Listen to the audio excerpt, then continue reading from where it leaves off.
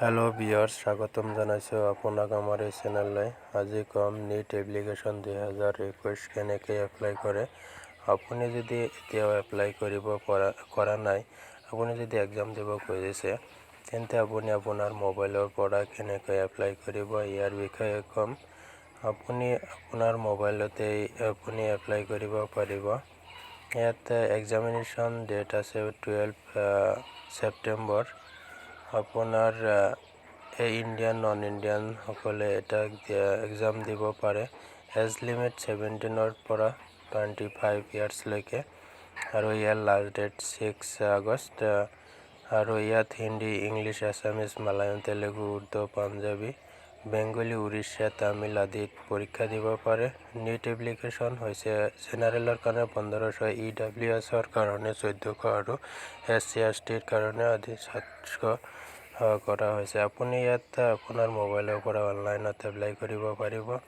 ইয়াৰ starting date আছিল 13 জুলাই আৰু ইন ডেট পে'মেণ্ট 6 আগষ্ট। এক্সামিনেশ্যন ডেট 12 ছেপ্টেম্বৰ। Date of release 3 days before examination. আপোনাৰ এডমিটত 3 দিন আগত উলিয়াব। Date of declaration result update soon. আপুনি অনলাইন এপ্লিকেশ্যন ক্লিক ইয়াত ক্লিক কৰি দিব। দিয়াৰ পিছত নতুন এটা ফৰ্ম ওপেন হ'ব। নিউ ৰেজিষ্ট্ৰেশ্যন, আপুনি নিউ ৰেজিষ্ট্ৰেশ্যনলৈ ইয়াত ক্লিক কৰিব। কৰাৰ পিছত স্ক্ৰল ডাউন কৰি আপুনি যাব। ইয়াত আৰু ইনষ্ট্ৰাকশ্যনটো ভালকৈ ফ'ল' কৰিব, তো ভালকৈ ৰিড কৰি ল'ব। আপুনি লাহে লাহে পঢ়ি তললৈ যাব। যোৱাৰ পিছত আই হেভ ডাউনলোড ইনফৰমেশ্যন বুলেটিন লাগিলে আৰু এবাৰ চেক কৰি ল'ব। কৰাৰ পিছত আপুনি একেবাৰে স্ক্ৰল ডাউন কৰি তলত যায় আপুনি আই হেভ ডাউনলোড ইয়াত ক্লিক কৰি ক্লিক হিয়াৰ প্ৰচেছ ইয়াত ক্লিক কৰি দিব। দিয়াৰ পিছত আপোনাৰ নাম, father's name, mother's name, date আদি, কাণ্ট্ৰি, ষ্টেট আদি সকলো চিলেক্ট কৰিব লাগিব। আপুনি এইবোৰ নাম, ফাদাৰ্ছ নেম আদি ফুল এড্ৰেছটো দি আপুনি ফৰ্মটো ফিল আপ কৰি ল'ব। জেণ্ডাৰ, নেশ্যনেলিটি ইণ্ডিয়ান, তাৰপিছত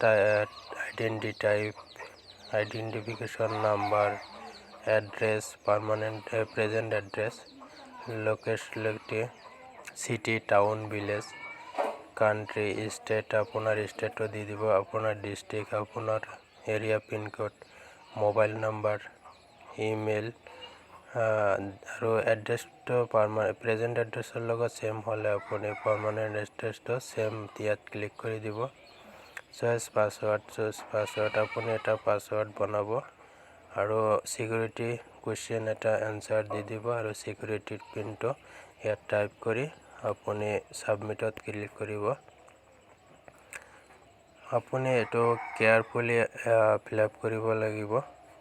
আপুনি লাহে লাহে কেয়াৰফুলি ফিল আপ কৰি লাগিলে আৰু এবাৰ চেক কৰি ল'ব।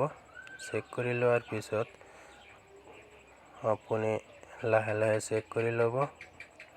লোৱাৰ পিছত আপুনি ছিকিউৰিটি পিনটো টাইপ কৰি ছাবমিটত ক্লিক কৰি দিব। ছাবমিটত ক্লিক কৰি দিয়াৰ পিছত এইটো মেছেজ শ্ব' কৰিব, please review following information carefully, would like change any information, এইটো ক্লিক হ'ব। আপুনি এইটো ক্ল'জ কৰি দিব লাগিব। যদি এনেকৈ মোবাইলত কৰিব খোজে তেন্তে এইটো পেজ ওলাব, ক্ল'জত ক্লিক কৰি দিব। দিয়াৰ পিছত আপোনাৰ ফোনটো ভালকৈ ভেৰিফাই কৰিব।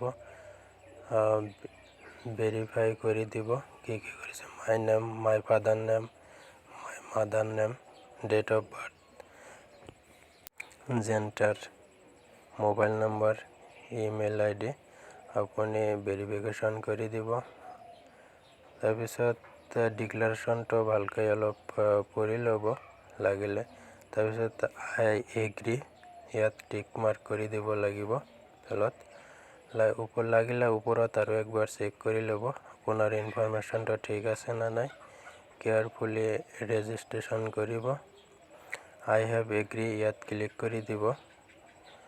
যদি কিবা ভুল আছিল এডিট ফৰ্মত মাৰিব আৰু যদি নাথাকে ফাইনেল সাবমিটত ক্লিক কৰি দি ইয়েছত ক্লিক কৰি দিব। ইয়েছত ক্লিক কৰি দিয়াৰ পিছত আৰু এটা ফৰ্ম ওপেন হ'ব। এটা আৰু এটা ফৰ্ম ওপেন হৈছে। আপুনি এটা স্ক্ৰীনশ্বট মাৰি ৰাখিব পাৰে বা আপোনাৰ মোবাইলত মেইল বা মেছেজ যাব এপ্লিকেশ্যনৰ নম্বৰৰ। আপুনি কমপ্লিট এপ্লিকেশ্যন ফৰ্ম ইয়াত ক্লিক কৰি দিব। ক্লিক কৰি দিয়াৰ পিছত আৰু এটা পেজ ওপেন হৈছে। আপুনি এইটো কেয়াৰফুলি ফিল আপ কৰিব।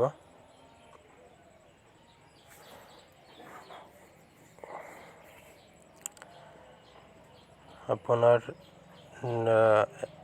আগৰ নামবিলাক দিয়া আছে, এতিয়া কেৱল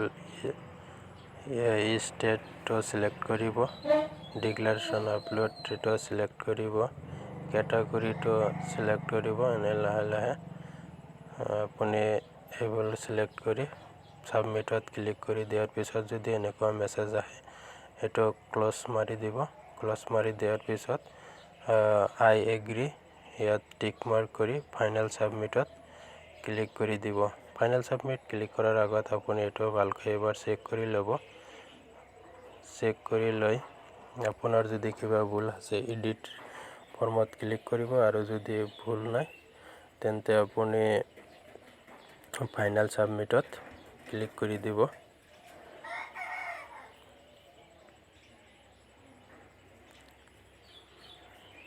একবাৰ ভালকৈ ৰিড কৰি ল'ব আৰু আপোনাৰ নাম বাদানাম এইটো ভেৰিফাই কৰি দিব।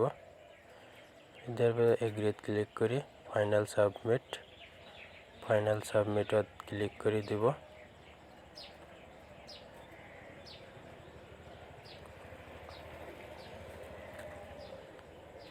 আপুনি ফাইনেল সাবমিটত ক্লিক কৰাৰ পিছত আৰু এটা নতুন পেজ ওপেন হ'ব ডকুমেণ্ট আপলোডৰ। আপুনি এইটো ফৰ্মটো কেয়াৰফুলি ফিল আপ কৰিব লাগিব।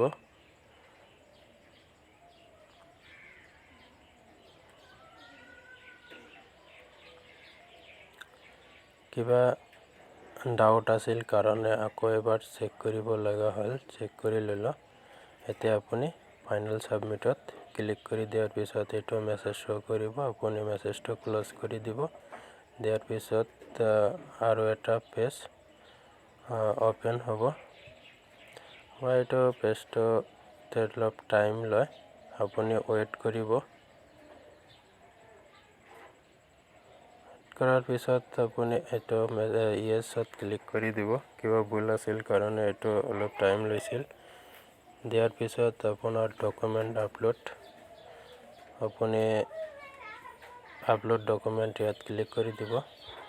দিয়াৰ পিছত আপোনাৰ ফটোখন আপলোড কৰিব, যিটো ফটো আপোনাৰ মিনিমাম সাইজ হ'ব লাগিব 10 KBৰ পৰা 200 KB লৈ।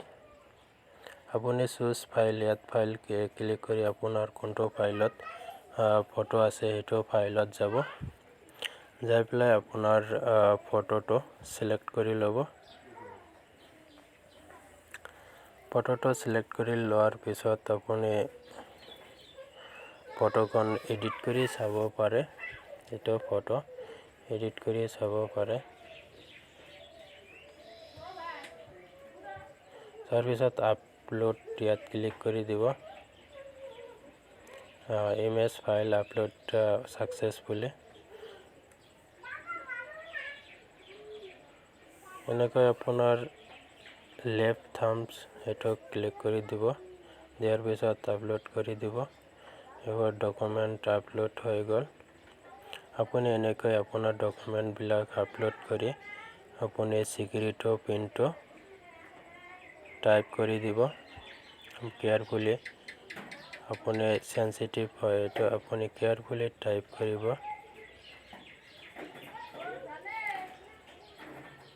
টাইপ কৰাৰ পিছত আপুনি ফাইনেল সাবমিটত ক্লিক কৰি দিব। দিয়াৰ পিছত ইয়েছত ক্লিক কৰি দিব। Document upload successfully. এতিয়া আপুনি পেমেণ্ট কৰিব লাগিব। আপুনি পে এক্সামিনেশ্যন ফিজ ইয়াত ক্লিক কৰি দিব। এইটো ফাইনাল ফৰ্ম।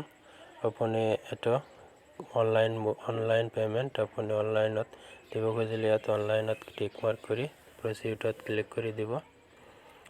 দিয়াৰ পিছত এইটো পেজ ওপেন হ'ব। আপুনি ATM, SBI, মমছ কেনেকৈ কি কৰি পেমেন্ট কৰিব, HDFC payment, debit, UPI, net banking, credit, মই UPI দি দিম। এইটো ক্লিক কৰি প্ৰচিডত ক্লিক কৰি দিছোঁ। এইটো UPI দি মই পেমেন্ট কৰিম 1400 মই ইয়াত ক্লিক কৰি দিছোঁ।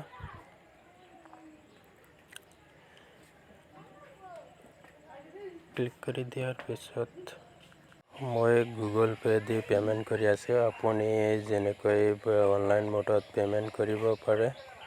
পেমেন্ট হোৱাৰ পিছত ডাউনলোড আপুনি ডাউনলোড কৰিব পাৰিব। আপুনি কেনেকৈ ডাউনলোড কৰিব এইটো দেখুৱাই দিছোঁ। আপুনি এইটো পেজ ওপেন হোৱাৰ পিছত আপুনি পেজটো চাই ল'ব। চাই লোৱাৰ পিছত একেবাৰে ওপৰত কৰ্নাৰত ডাউনলোড কনফিগাৰেশ্যন পেজ লিখা আছে, ইয়াত ক্লিক কৰি দিব। দিয়াৰ পিছত আপোনাৰ কোনটো ষ্টৰত ডাউনলোড কৰিব এইটো পেজ আহিব। এনেকৈ আপোনাৰ পেজ ডাউনলোড কৰিব পাৰে। চেনেলটো এটা ছাবস্ক্ৰাইব কৰি দিব আৰু পাছত থকা বেল আইকন বটনটো প্ৰেছ কৰি ৰাখিব যাতে